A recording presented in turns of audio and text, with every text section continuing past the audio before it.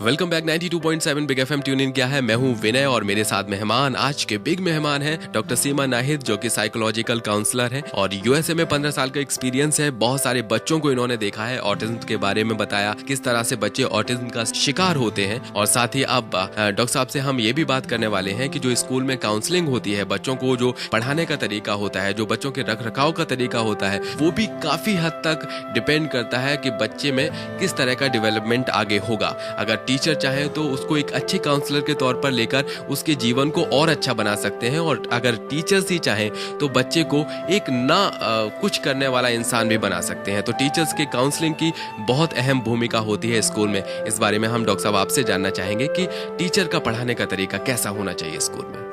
आपका सवाल है कि टीचर के पढ़ाने का तरीका कैसा होना चाहिए। तो टीचर के पढ़ाने का तरीका मैक्सिमम वो अपने तरीकों को जितना इंटरेस्टिंग बना सके, क्योंकि पढ़ाई में टीचर का मेन काम ये होना चाहिए कि पढ़ाई में इंटरेस्ट डेवलप करे बच्चे का। तो और ये चीज देखिए, कौन बच्चा किस तरीके से समझ रहा है। जिस तरीके से बच्चा समझ रहा है वो तरीका टीचर का होना चाहिए, और हमेशा उसके लिए पॉजिटिव वर्ड यूज करने चाहिए कि ये अब तुम समझने लगे हो, अब तुम ज्यादा बेटर कर रहे हो। तो ये रीइंफोर्समेंट जो है ये बच्चे को सीखने में मदद देगा।